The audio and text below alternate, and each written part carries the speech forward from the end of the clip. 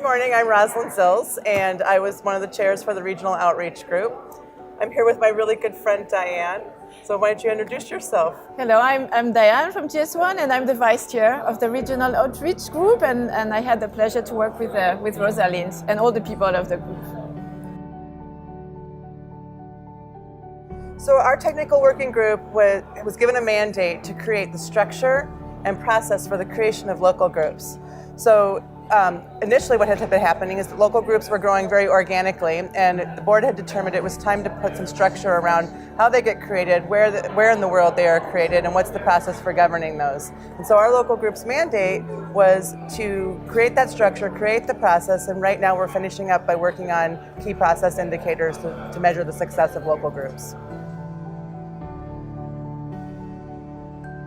Actually, one day I just received an email from GFSI, a general email, and there was a call for participation for a work group called Regional Outreach.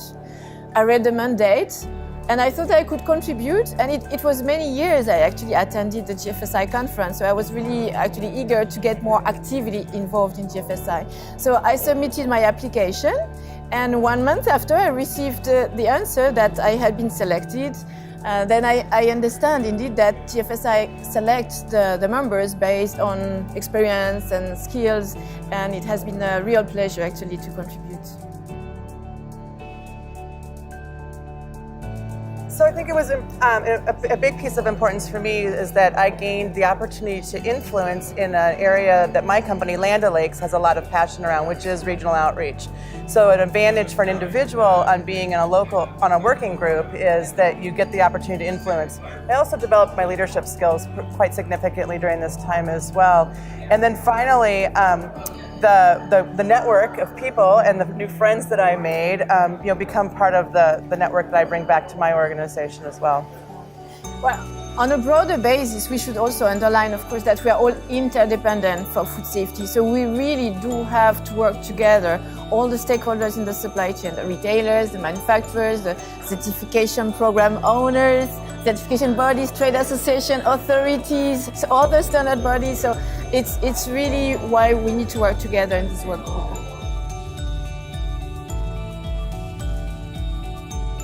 Well, we really do need to expand more globally, and expanding globally means being more active locally.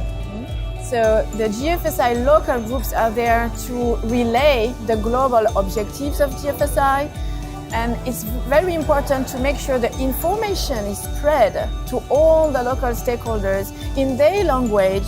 It's important so that the local stakeholders can collaborate better together, can address their maybe more specific issues as well, or in their specific way, can work on capacity building, can strengthen the collaboration with authorities as well. So it's very important.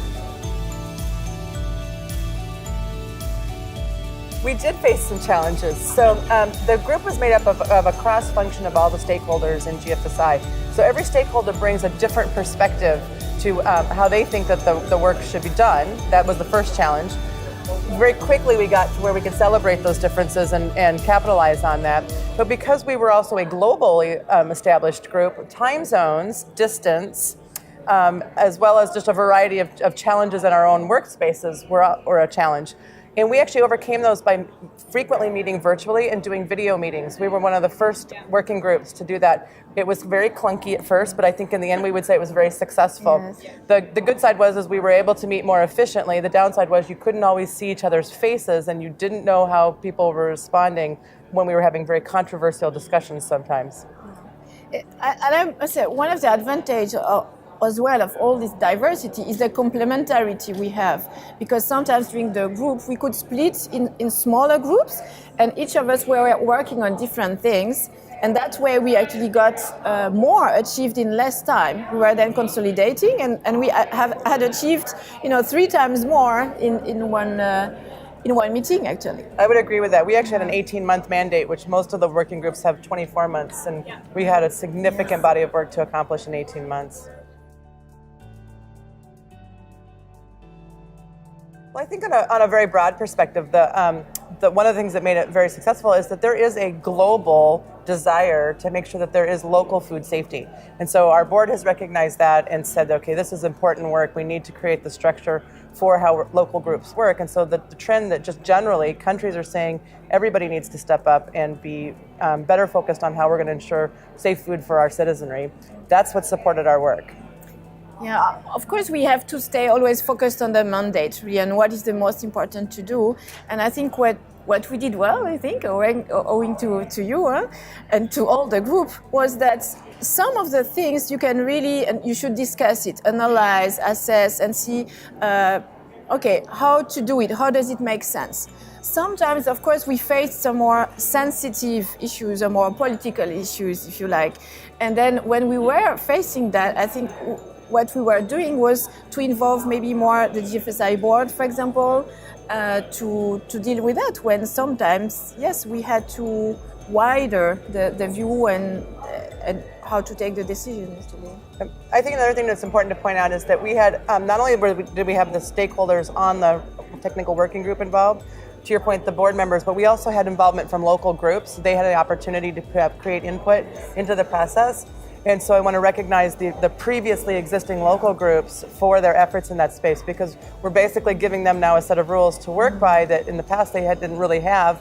And while they might have desired them, they might also have wanted some things to be different. And so we've seen great support from the existing local groups for this, and we appreciate that. Building on their experience, we were lucky that they really shared a lot about what they had done, the way they were working. So sharing their current practices, what are their needs, their own challenges, so that what we will create will actually help them was very important. So we're reforming the U.S.-Canada local group, and I've been invited to be on the steering committee for that. So we meet for the first time in our newly reformed group today. And so we will actually be taking a look at how do we advance the GFSI initiatives, specifically around government relationships and the recognition by the FDA with regards to the Food Safety Modernization Act and GFSI requirements. So we will be moving forward the global food safety initiatives at the local level.